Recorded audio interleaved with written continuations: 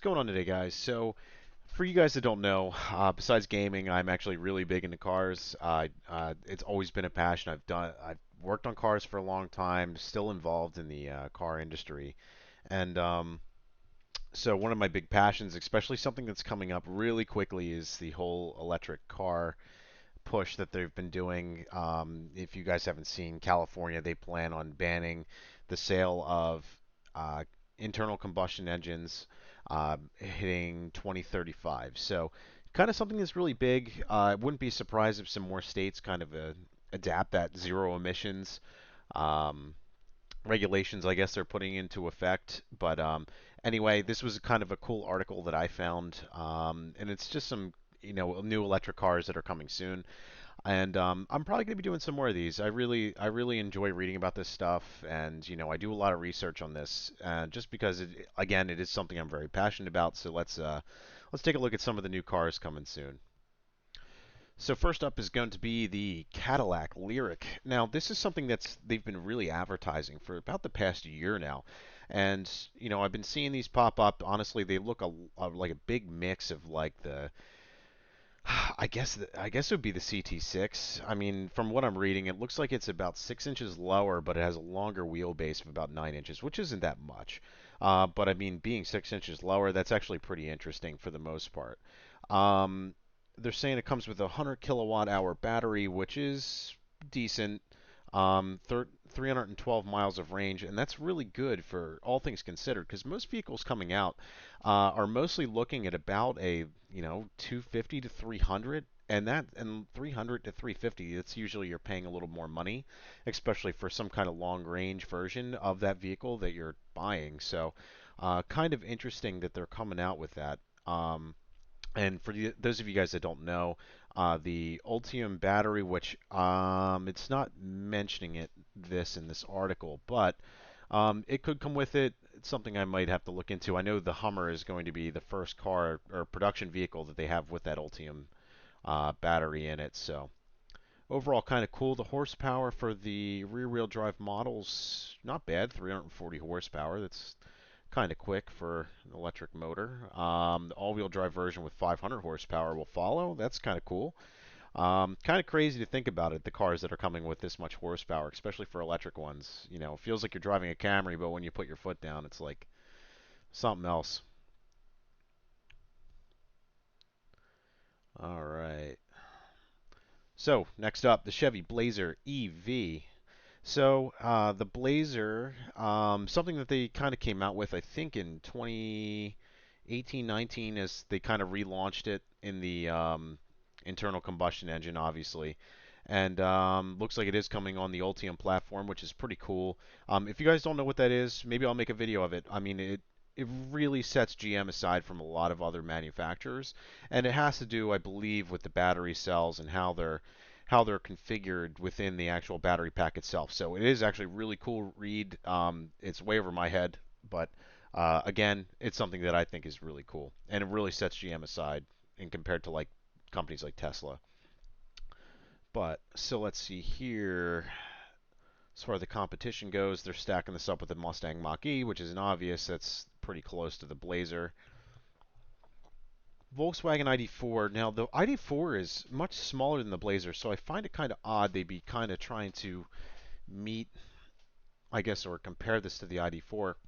You would think that like maybe like the Chevy Trax or maybe one of the Buick Encore, like something in that range, might be kind of stacking up against the ID4, but otherwise, this is kind of cool. I would probably more compare this to the I don't know, maybe the I wouldn't say the Audi e-tron. It's more of a premium kind of vehicle, but I don't know. That's a toughie. Maybe an Escape if they were coming out with a high or EV model.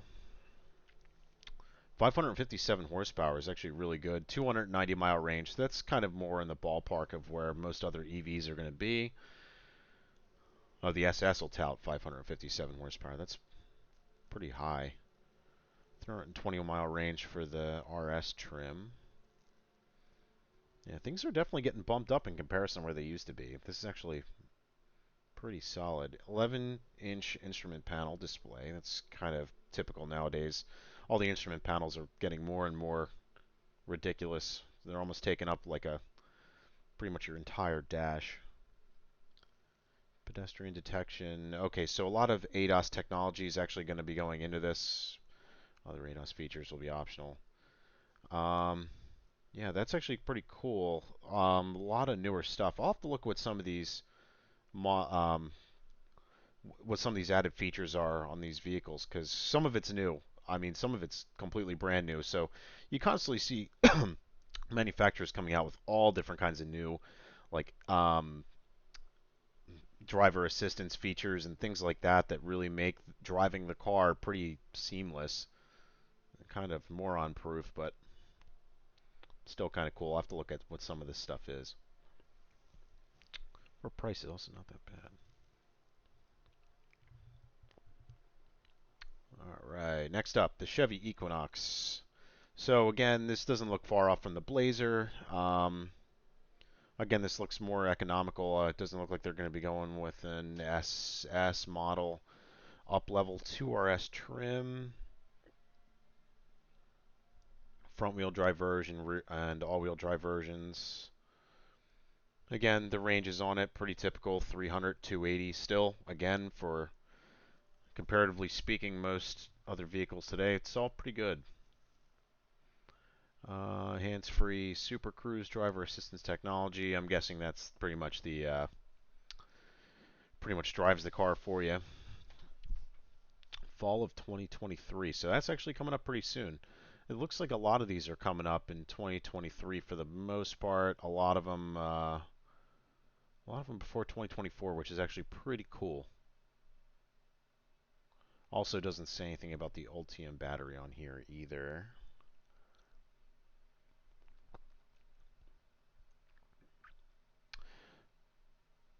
Next up, Chevy Silverado EV. So this is obviously going to be going up against the Ford Lightning. The Silverado, they're a little behind on the eight ball. I know Ford really got the jump on them with the Lightning, but the Lightning you can't even get, which is absolutely crazy. And it looks like the starting price on this is just under 40,000.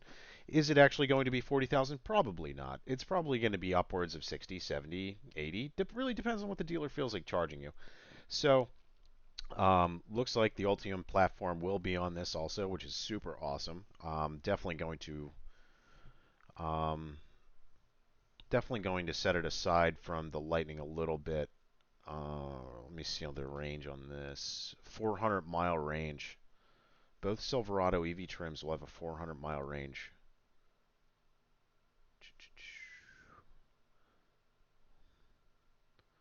RST first edition trim is both performance and luxury oriented. Blah blah blah blah.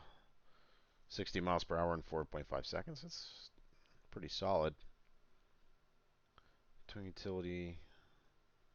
Okay, so it looks like there is a big cost difference between, I guess, the entry level for this and I guess whatever the top model is for, having the nice not so work truck edition of the Silverado EV. Otherwise, still pretty cool.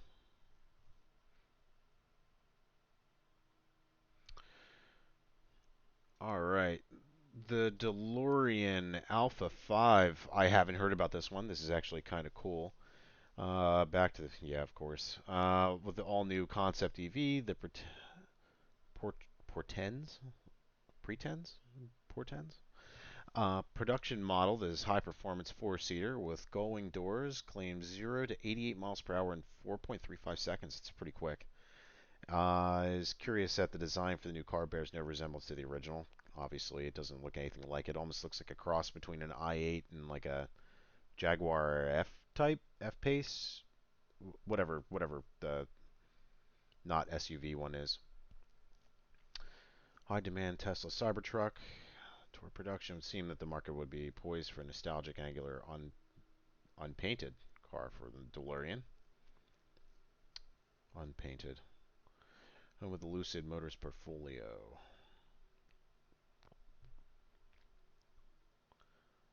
Fewer than 10,000 cars produced. Okay, so these ones are probably going to be pretty rare. You're probably not going to be able to see many of these on the road. Again, 100,000 for something that they're only going to be doing a very limited run of.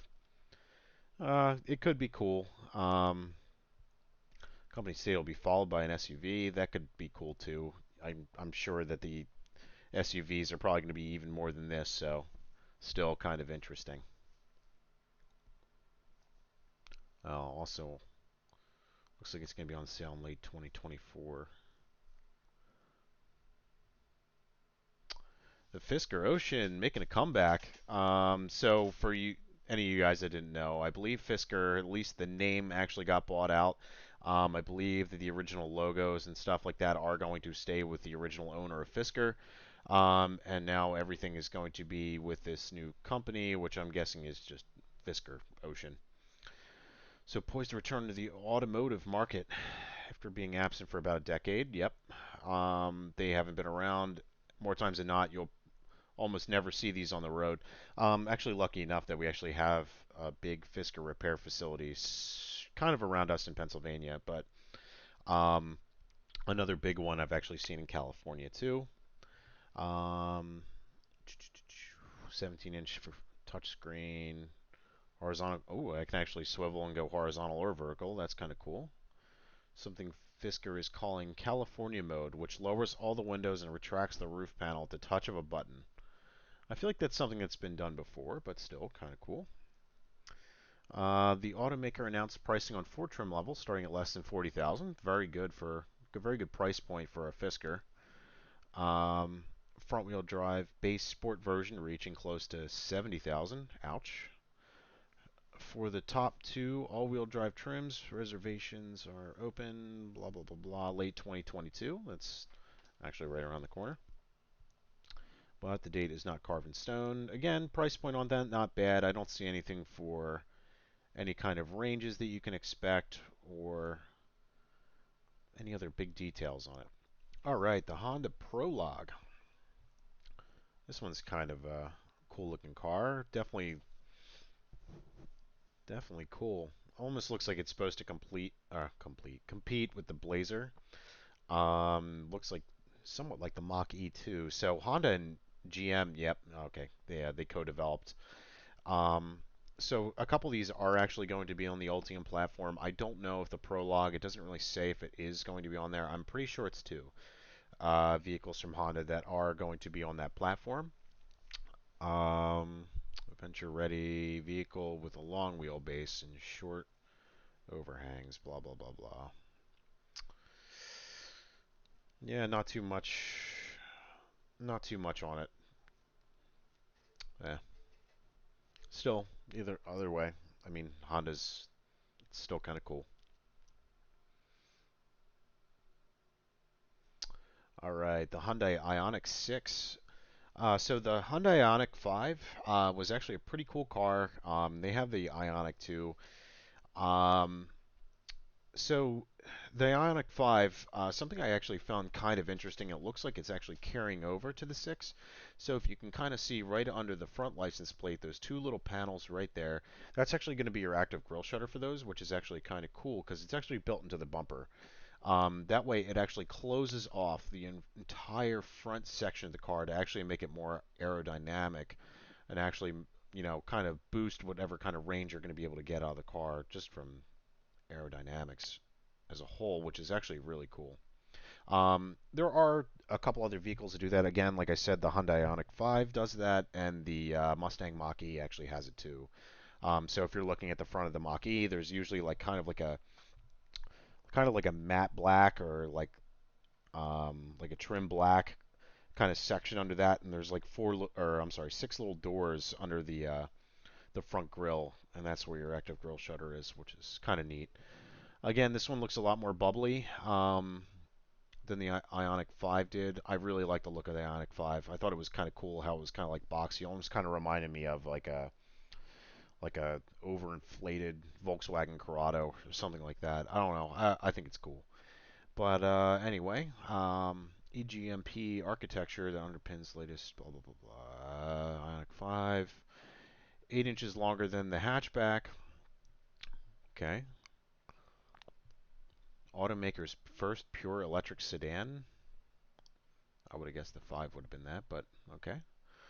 Choice of 53 or long range, 77.4 kilowatt hour battery, which isn't fantastic.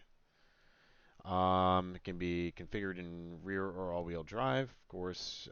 Top configuration uses two motors, combined 320 horsepower. It can zip 0 to 60 in 5 seconds. I think something we looked at up top was actually a little bit quicker than that, but still, regardless, still pretty decent. Um, Rapid DC charging.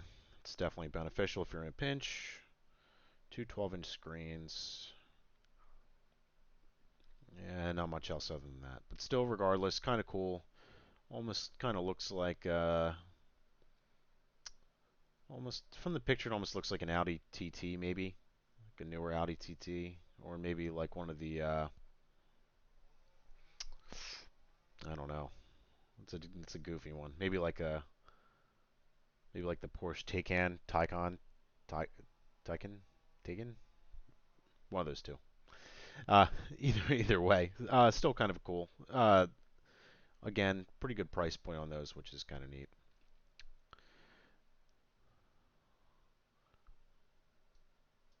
All right, the Indy One. Looks like this is going to be a startup company based in California. Launched its first model, the Indy One. Five-passenger vehicle. Base model 45,000. Features 75 kilowatt hour battery. Claimed 230-mile range. Not great. The premium version with a 95 kilowatt hour battery claimed 300-mile range. 700 or I'm sorry, 470 horsepower and can zip some 0 to 60 in 4.2 seconds. Still kind of cool. I'm not really sold on the body style, but again, at least it is somewhat affordable. 45,000 to 69,000. Man, these electric cars, they're not cheap. All right, the Jeep Recon. Clearly, this is going up against the Ford Bronco because they almost look absolutely identical. But thank God Chrysler is finally getting into this because they are way behind. Um, Looks like it's supposed to go up against the Ford Bronco and the Land Rover Defender, which the Defender, man, I hate that thing. I think it looks like crap. The old school ones from the 90s, new ones, not so much. I think it looks like crap. But um, Recon has electric axle locking to enhance traction. Okay, so kind of the same thing that the actual Wrangler has. Capabilities for different environments under body protection. Yep, that's with the Wrangler. The Recon be opened up for wind in the hair driving experience. Interesting. There's one touch power top. It's kind of cool because it looks like a hard top. And plus removable doors and rear side windows. Very cool. Still pretty cool. Kind of looks like an overinflated Jeep Renegade. But again, looks pretty identical to the Bronco, which is still kind of cool. All right. The Kia Niro, second gen Niro. Again, Hyundai and Kia have had these for a while, so this is going to be almost the same thing as the Hyundai Kona EV and the Kia Niro EV, but traditional hybrid, plug-in hybrid, and fully electric, which is pretty cool. I guess there's a big jump that a lot of people are going to need to get through, especially going from a gas motor to wanting to jump right into EV. It's not really going to happen right away. There's some people that'll embrace it, and some people that kind of want that middle ground, which is going to be hybrid or plug-in hybrid, which is still good that they're having all those options. 1.6 liter four-cylinder engine, electric drive, 139 horsepower, 180 horsepower. And it's got a dual clutch in it. Very cool. Um, 33 miles on electric power. The electric version produces 201 horsepower. That is very low. Um, the Nero comes only with front wheel drive. Inside the cabin, the Nero can be outfitted with a dual 10.25-inch screen. That kind of sucks that it's only coming with the front wheel drive, but looking at this cost, man, that is affordable. Oh, but I would assume this is probably for the base model hybrid. And then probably the EV is going to be upwards of 45. That's kind of surprising for an SUV or like a small little crossover like this that isn't coming with all-wheel drive, but again, still kind of cool. It's very affordable. All right, the Land Rover Range Rover Sport. Um, looks like the new Range Rover is going to be coming with either hybrid.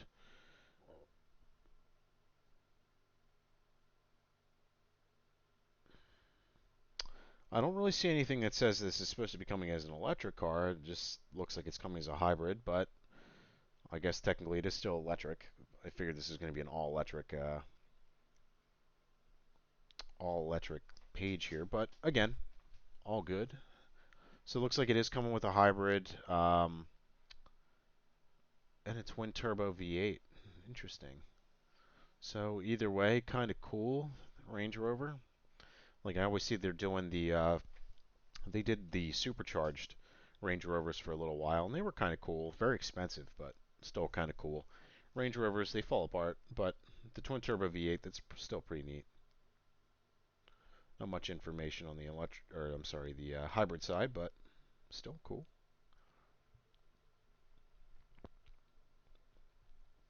All right, the Lexus RZ. This is one sharp-looking car. Looks a lot like the styling for the 450h or the 350.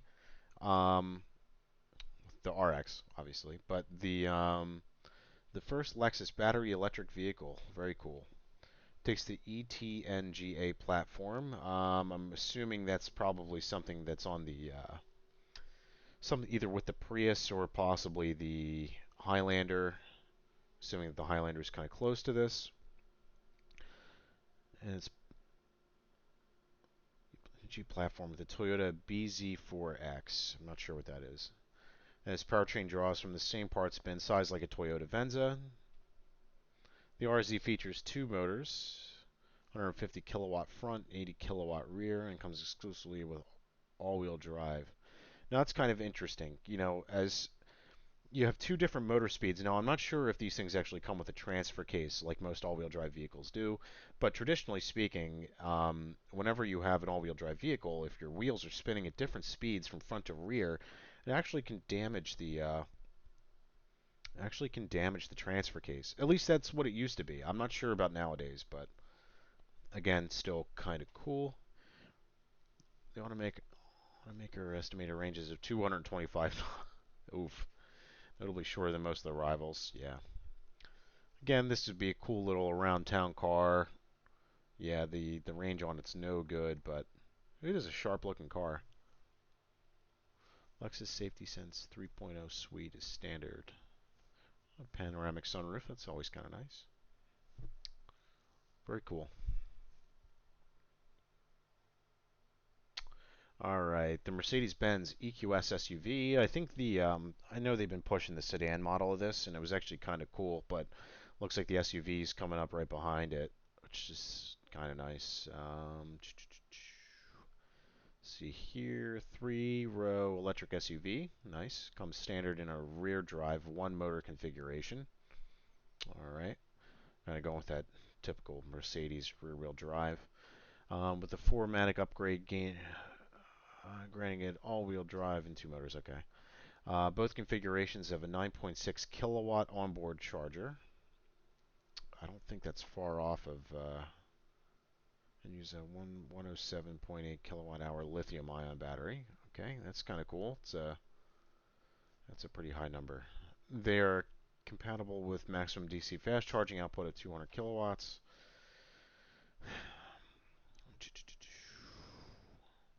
All right, that's about it.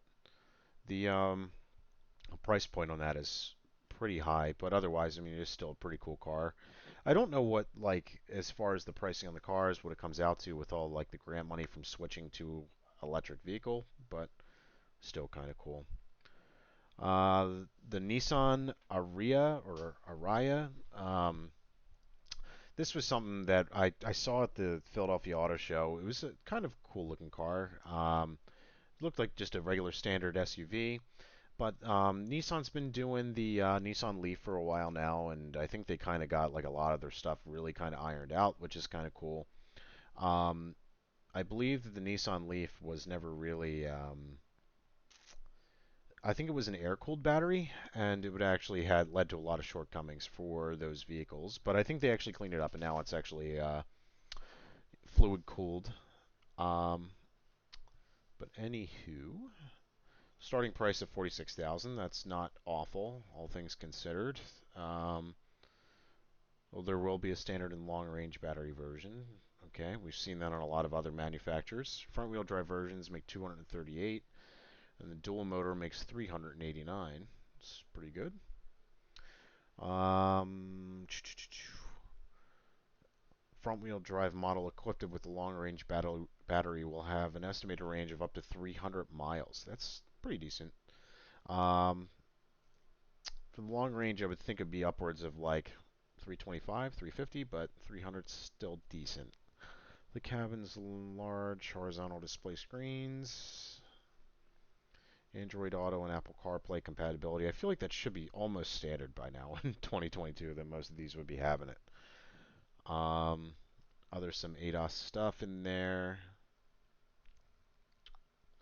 45 to 58,000.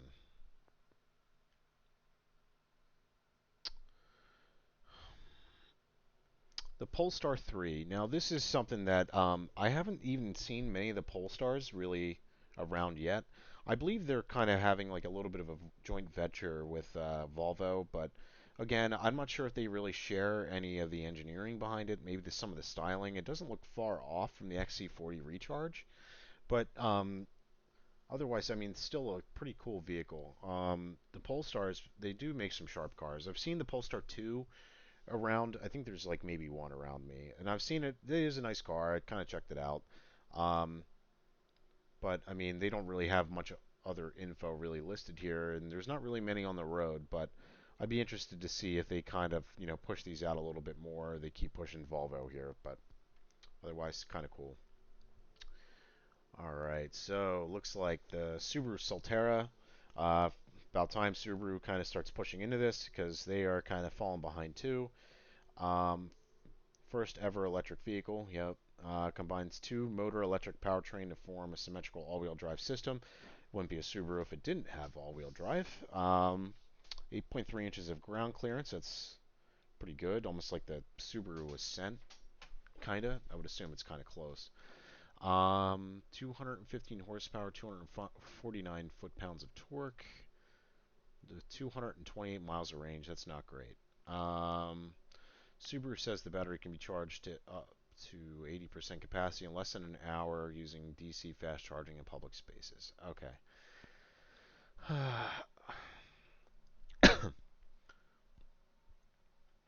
Doesn't look like there's really much that they have on here that isn't super standoutish compared to everybody else. The range is not great. The power's not great. Even the fast charging, I mean, that's not anything too spectacular. I mean, an hour, I feel like you should be getting pretty close to 80% regardless. The Tesla Cybertruck, I think we can skip that. I think everyone's kind of seen them. Base price of 40,000. I'd be surprised if it actually does come out at 40,000. Half the time the resale value on these things are way over that. Battery ranges of 250, 350, and 500. Top end 0 to 60 in 2.9 seconds. It's pretty quick.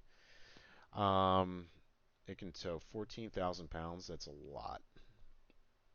39 to 69,000. Yeah, we'll see about that one. The Tesla Roadster. So it looks like Tesla is coming back out with this and maybe coming out with one, let's see, in the year on sale in 2024. Um, I like this. I think it's kind of cool. I don't know if that's a concept, but I don't know if that's a concept photo, but it is a cool looking car. Um, they used to have these. This is actually Tesla's first electric vehicle, I believe. Um, and there isn't really many that you can find around here. You could probably find them on Bring a Trailer or probably someone selling them on like a third party website. But um, not to the original Tesla car. Yep. Electric convertible. Oh, so that's kind of cool. It's going to be a convertible. Unveiled in 2017. And they're going to plan on all 2020. Okay, so it looks like it got delayed a little bit, but expanding factories. Yeah, I think Tesla kind of focused on actually getting some footing before they decided to want to come out with this car again. I'd be interested to see how this stacks up with the Plaid, the Model S Plaid. 0 to 60 in 1.9, that's quick. 620 miles of range, and of course the price point, $200 to $250,000. Ouch, that's a lot for an electric car. The VinFast VF8 and VF9. All right, so this one here, um, this one's kind of interesting. Kind of just looks like a really big SUV, almost like maybe like the Ford Expedition or the Grand Wagoneer, maybe like the Chevy Tahoe or Escalade, somewhere along those lines. Looks like they're out of Vietnam, and they're putting a manufacturing plant in North Carolina. Okay, I think maybe I'm thinking South Carolina. BMW's down there somewhere. Um, Dual motor, all-wheel drive. The Eco version has 348 horse. Plus trim has 402 horsepower. A good little jump. And long-range batteries are available in either model. 620-mile estimated driving range in 5.8 0 to 60. And the long range will have 292-mile range in 5.3 seconds 0 to 60. Has a unique twist on pricing with a battery subscription on top of the vehicle's purchase price, tailored to the buyer's expected usage. Ugh, I don't like that. Subscriptions, man, they are killers.